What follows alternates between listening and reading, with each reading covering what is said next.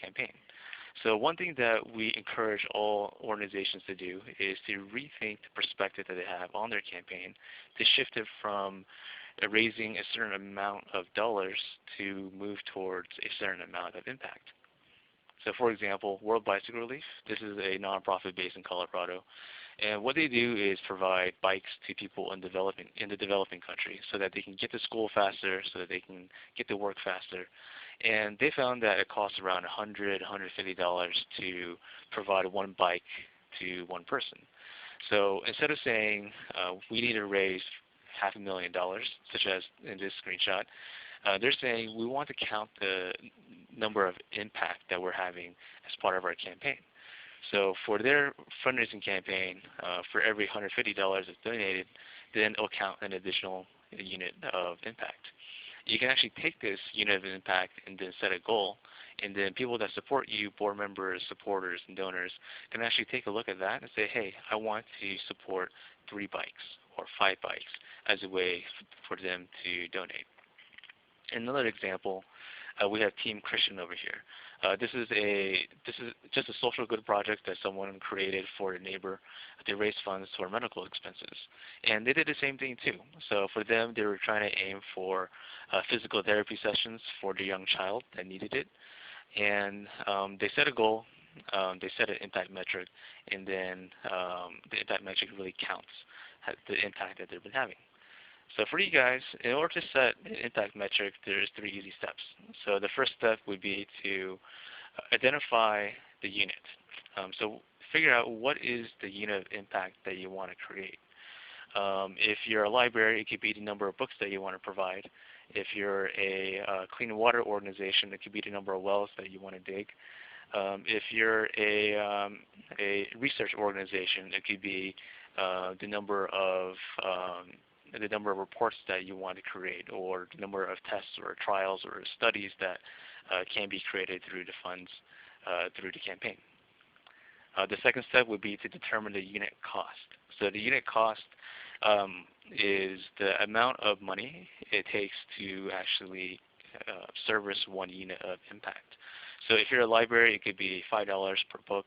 If you're a organization serving students and kids, it could be $50 for a project or program. Or if you're doing clean water, it could be $25 to serve clean water to one family in the community. So figure out what is the actual cost it takes. And what you can do is you can ask your program manager or your project manager for the budget that they have, and then really figure out what is the impact that they've had in the past year, and then do a simple math, which is cost divided by impact will equal the unit of impact. And then the last step for your Giving Tuesday campaign would be to calculate the goal. The goal would take the unit cost times a certain number of impact that you want to create to actually have the goal that you can create for the Giving Tuesday campaign. All right, so that's the impact metric. The second tip would be to use peer-to-peer fundraising. So peer-to-peer fundraising is a method of fundraising that leverages your supporters to fundraise on your behalf. What it does is, let's say you have volunteers, supporters, board members, or even staff. You can get them to create a personal crowdfunding page or a personal fundraising page that is part of your Giving Tuesday campaign. And then what they'll do is they'll send out that personal page to their friends and family through their own social networks, social media, or email to really drive traffic and donations to your campaign site.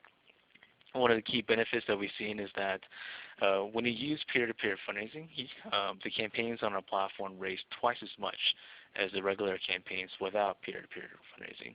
So it's a great way to not only extend your reach, but also to drive more traffic and awareness about your campaign.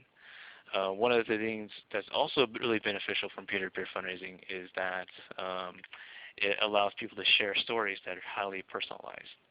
So how it looks like more visibly is on your screen you see a Giving Tuesday campaign from Project Renewal. Project Renewal is a charity based in New York City, and what they do is they help the homeless get off the streets. So this is Martha. She's on staff with Project Renewal, and she created a personal fundraising page under the Project Renewal Giving Tuesday campaign site on Coswalks and set a goal of $1,000. And you can see that she raised 3 times as much last year.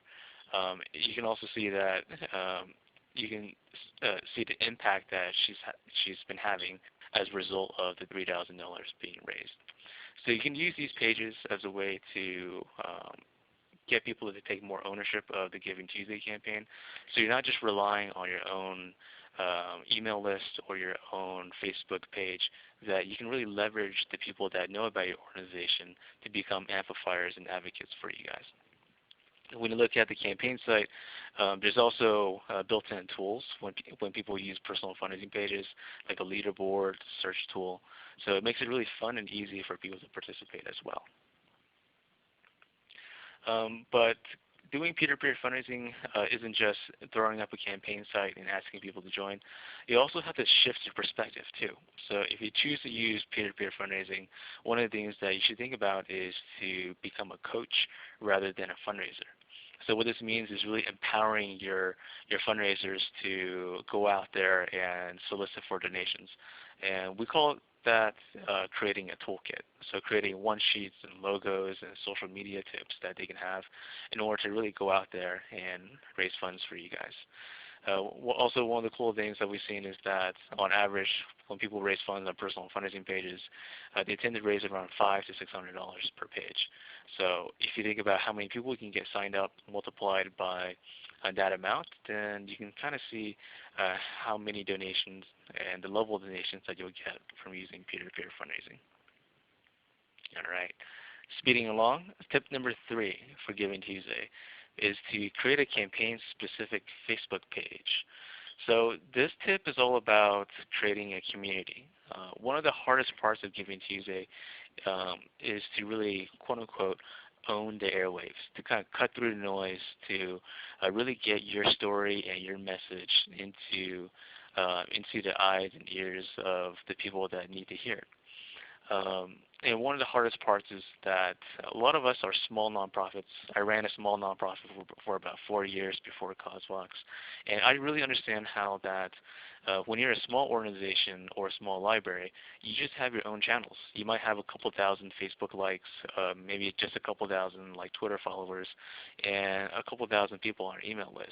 So it's really hard to get your message across to a wide audience. One of the things you can do is to really focus on a core group of community. So, for example, there's a campaign on CauseWalks that recently ended not too long ago called Moxtropolis. It has a very unique feel to it. Basically, it was started by this board game company in Seattle, and they got their community involved in a gaming tournament where companies and individuals will compete as part of a board game tournament, and then they will raise funds for a nonprofit called HopeLink based in Washington. So they were able to raise 3 times as much as the original goal, mainly because they focused so much on building community before they even launched a campaign. So what they did is they created a campaign-specific Facebook page. So this is in addition to the existing Facebook page, where they can get people who are very vested into the success of the campaign and the people that are very passionate about the cause to really join the Facebook page, so that they can have a way to not only see who is joining, but also to see the demographics behind the people that are very highly interested. When you get people to join a campaign-specific Facebook page, there are a couple of benefits too. The first one being that you get access to Facebook Insights, which is a really handy and free tool so you can see the demographics of people who like that page, the people who support that page, as well as you're able to leverage their audience as well. If you decide to use Facebook ads or boost posts, then the people that like your campaign-specific page become conduits for you to access their friends and family networks on Facebook. So it's a great way just to spread out the message really easily. And the last benefit too is that it provides a really a very easy watering hole so that people can get information, get stories about your campaign, so they can then share that with their own social networks as well. Now, if you don't have the time or bandwidth to create a campaign-specific Facebook page, what you can do is find alternatives to watering holes. First one is an email list. This is very, very simple. So this is kind of the thing that you should have, you should do if you don't have the time to do anything else, which is basically to create an email list. You can do this in Excel. You can do this in your own Outlook or Gmail accounts, and then to basically tell people that are part of your community to join the list. The second alternative that you can do is to create a Facebook group or a Google group. A Facebook group is basically a campaign-specific Facebook page, but more focused on the people within your own social networks. So it's a lot easier to manage, becomes more of a discussion community. A Google group is about the same thing. People can join through email so they can get updates about what's been going on as part of the campaign. And lastly, if you are looking for something more robust, where people can have discussions and have resources and files and articles and things like that, then you can create a Basecamp.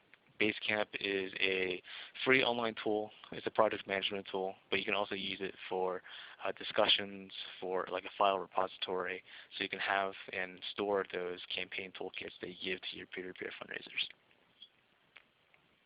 All right. Tip 4 is to have a call to action. So there was a recent study that I read about that basically said that it basically looked at two groups of college students. The first group, there were people that were rated by their peers as being generous. The second group were people that were rated by their peers as not being generous. And what they did is they gave a fundraising appeal to the groups. And for a group that was not rated as, for the group